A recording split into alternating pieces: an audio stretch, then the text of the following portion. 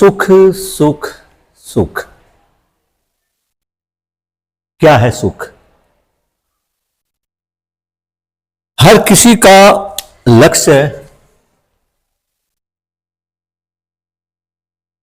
हर किसी की मंजिल, हर किसी का गोल सुख। कैसे? हम अपने बच्चे को स्कूल भेजते हैं, किस लिए? पढ़ने के लिए। क्यों पढ़े? कुछ बन जाए।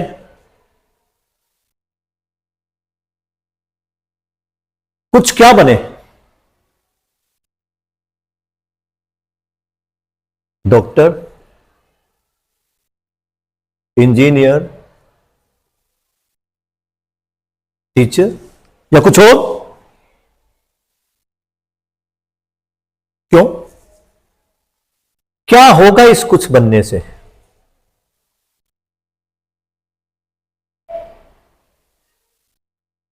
सैलरी, पैसा। पैसा क्यों चाहिए?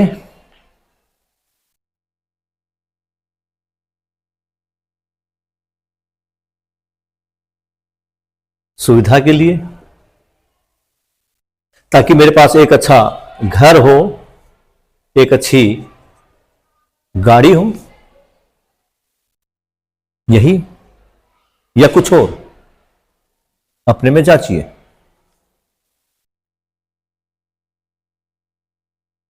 अच्छी गाड़ी, अच्छी सुविधाएं, अच्छा घर, इनसे क्या होगा? इनसे मिलेगा सुख। ऐसा ही मानते हैं आप सब। लेकिन क्या ये सच में सुख है?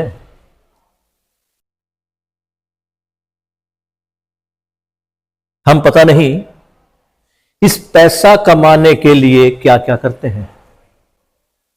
कुछ अच्छे काम, कुछ बुरे काम, और अंत में ये सारी सुविधा, ये घर गाड़ी इकट्ठा भी कर लेते हैं। लेकिन क्या सच में सुख मिलता है? और अगर मिलता है तो उस सुख की ड्यूरेशन कितनी है? वो कितने समय के लिए है?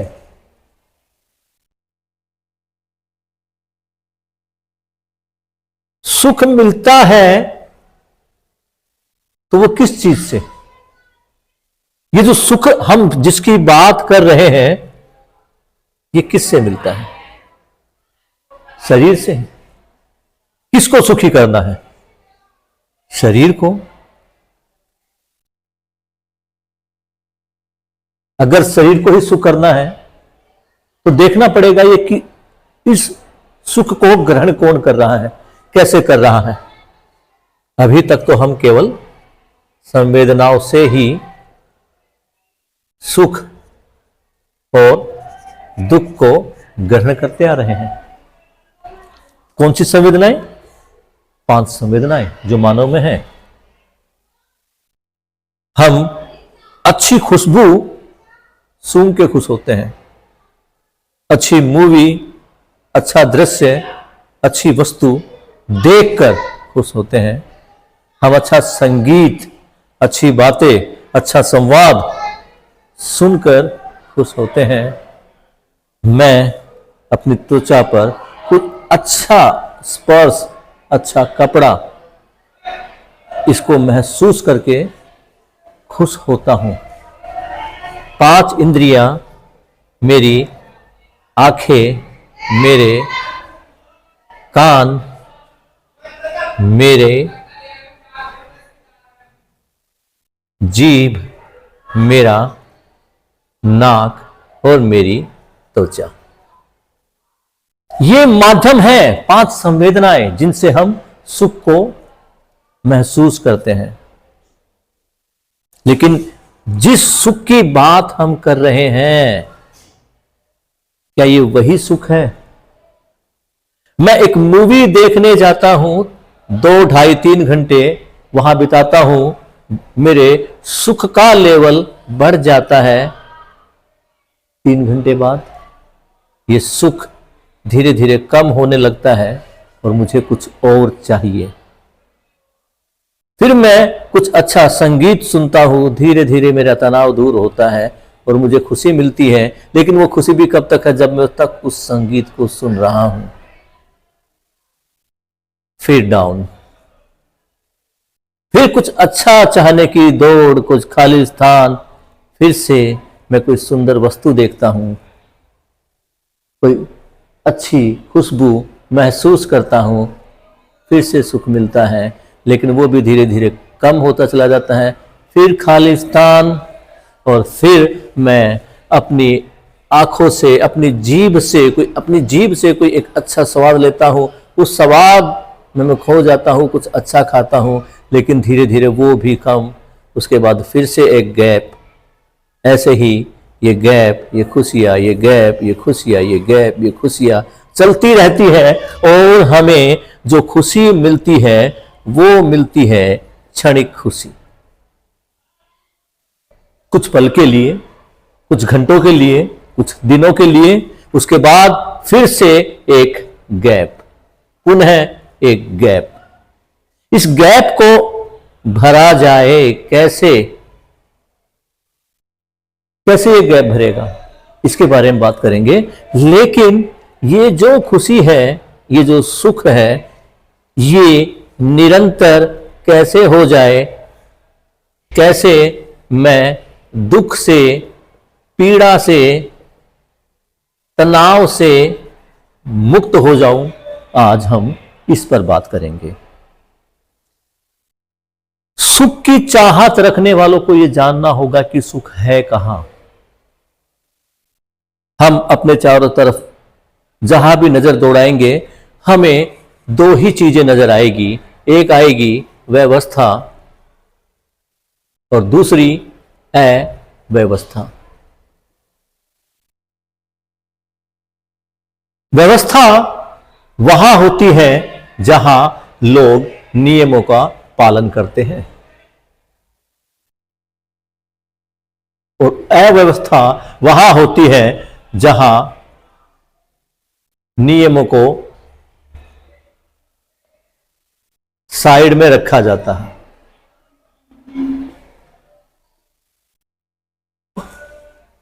उदाहरण के रूप में, जब हम सड़क पर चलते हैं और यातायात के नियमों का पालन करते हैं तो सुकुशल बिल्कुल ठीक ठाक अपने घर पे पहुंचते हैं। एक रोड पर अच्छे से मैं बाइक चला रहा हूं, अच्छे से गाड़ी चला रहा हूं, सभी लोग नियमों का पालन करते हुए सड़क के ऊपर चल रहे हैं। किसी की भी स्पीड ज्यादा नहीं है, कोई भी ड्रिंक करके ड्राइव नहीं कर रहा है, कोई भी रेड लाइट का उल्लंघन नहीं कर रहा है, सब खुश है। वहां जो खुशी मिलती है उसे बोलते हैं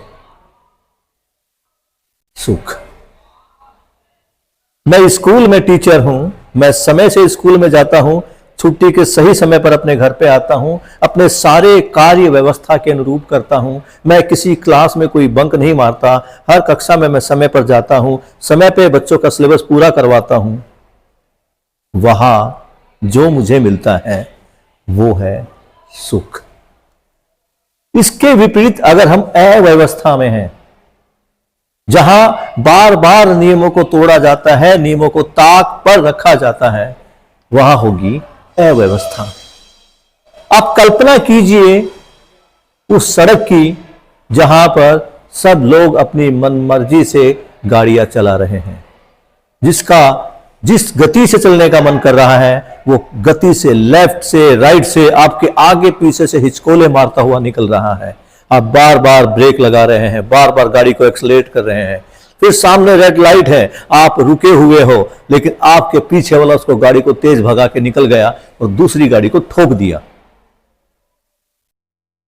है सुख? सोचिए और सोचकर जवाब दीजिए कि क्या सुख है। नहीं, वहां है तो केवल दुख, केवल पीड़ा। इमेजिन कीजिए, आप सड़क के ऊपर चल रहे हैं, आप बिल्कुल नियमों का पालन कर रहे हैं, आपके बाजू से एक गलत ड्राइव करता हुआ लड़का, कोई बड़ा इंसान कट करके निकल गया और अपने धक से ब्रेक मारे, क्या निकलता है उसे? कोई अच्छा शब्द निकलता है, कोई दुआ निकलती है, कोई बद्दुआ निकलती है। अब खुद देखिए, मैं यहां ज्यादा बात इस विषय पे नहीं करूंगा। दुख कहां है? अव्यवस्था में। सुख कहां है? व्यवस्था में। एक और एग्जाम्पल ले लेते हैं। मेरे स्कूल में पहुंचने का टाइम 7:55 50 मिनट से लेके 8 बजे तक का है। मैं कोशिश करता हूं कि मैं 7:40 पर स्कूल आ जाता हूं। मुझे प्रिंसिपल सर की बातें नहीं सुननी पड़ती, उनके गुस्से का सामना नहीं करना पड़ता। मैं अपने रूम में आकर अपने सामान को व्यवस्थित करता हूं, अपने बेंच को साफ करता हूं और स्कूल के कार्यों में समय पर अपनी कक्षा में जाता हूं, अपना समय पर सिलेबस पूरा करवाता हूं, बच्चों के साथ प्यार से संवाद करता हूं, उनके मन में उठ रहे सवालों का जवाब देने का पूरा प्रयास करता हूं। जवाब आज नहीं है तो कल पढ़ के, कल समझ के उनको जवाब देता हूं। तो मुझे क्या मिल रहा है? सुख। लेकिन अगर मैं घर पे 5 मिनट ज्यादा लगा रहा हूं, रास्ते में ट्रैफिक जाम भी है, भागता भागता गाड़ी को तेज धीमा चलाते हुए मैं 8 बजे स्कूल पहुंचता हूं। स्कूल के गेट पर प्रिंसिपल सर है जो कड़वी कड़वी नजर से मेरी तरफ देख रहे हैं। स्कूल में घुसते ही मूड खराब। उसके बाद मैं समय पर अपनी कक्षा में नहीं पहुंचता, समय पर अपना सिलेबस पूरा नहीं करवाता। तो मुझे क्या मिलता है? मुझे मिलता है दुख और तनाव। ये केवल एक व्यक्ति विशेष के लिए नहीं है, ये सब के लिए है। आप अपने पर लागू करके देखें।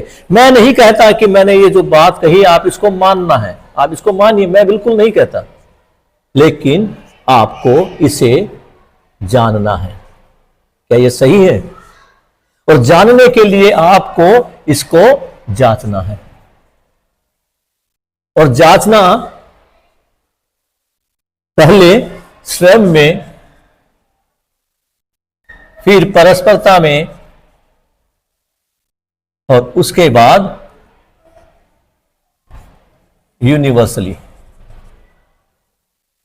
या हम कहते हैं कि पूरे समाज में। पहले मैं खुद महसूस करता हूं कि अगर मैं लेट आता हूं तो मैं पूरा दिन तनाव में रहता हूं, सबकी बातें सुनता हूं। फिर मैं दूसरे साथी को भी देखता हूं कि वो भी लेट आता है, क्या वो भी टेंशन या तनाव में है।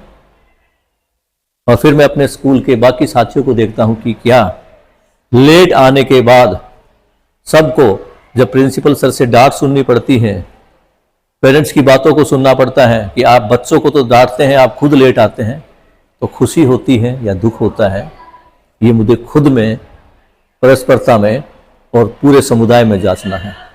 तब अगर मुझे लगता है कि बात सही है तो मैं इसको मानना आरंभ कर सकता हूं।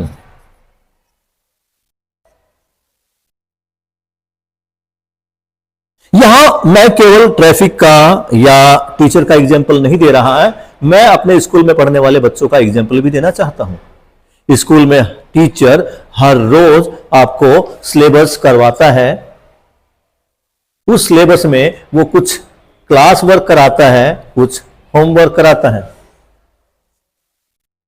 वो विद्यार्थी जो तत्परता के साथ टीचर की बातों को सुनकर अपना पूरा क्लास वर्क दिमाग लगा के सतर्कता के साथ टीचर को सुनता है, उसने क्या लिखा है उसको देखता है, समझने का प्रयास करता है, समझ में नहीं आता दोबारा पूछता है, तिबारा पूछता है, उसको क्लियर करता है और जितना होमवर्क ने टीचर ने दिया है उसको जाकर घर पे पूरा करता है।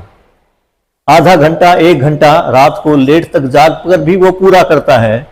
तो जब अगले दिन वो सुबह आता है एक कॉन्फिडेंस के साथ आता है कि अगर टीचर आए और वो कॉपी चेक करे तो आई एम रेडी, मैं तैयार हूं। वो सुख है। इसके साथ ही एक दूसरा बच्चा है।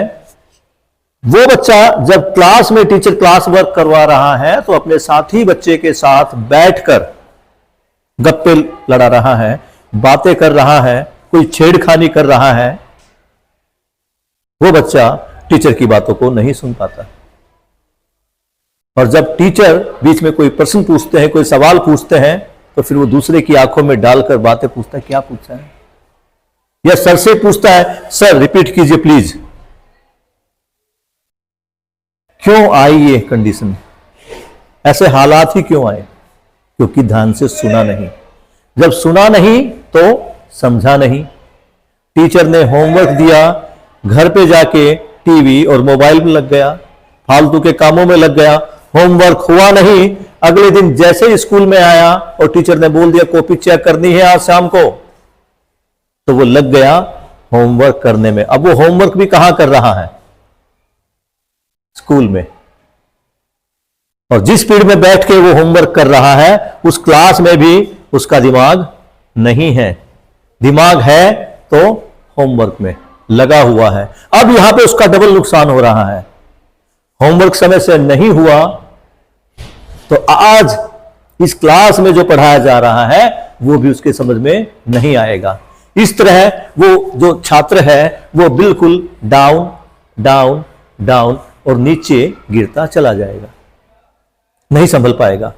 यहां इस अवस्था में वो जो नीचे गिरा, उससे जो पीड़ा हुई, जो तनाव हुआ, वही पीड़ा और तनाव है दुख। बहुत ही प्यारा एक ही लाइन का सूत्र बाबा जी ने दिया है कि सुख है कहां?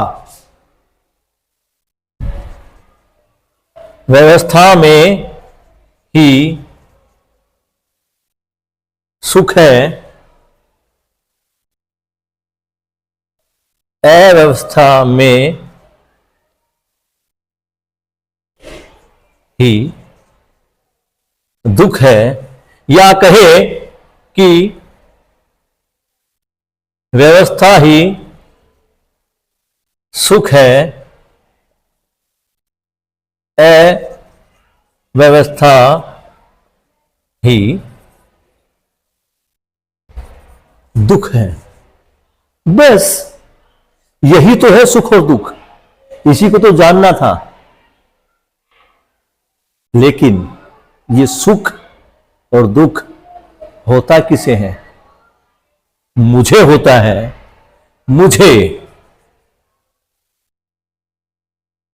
तो मैं क्या हूं,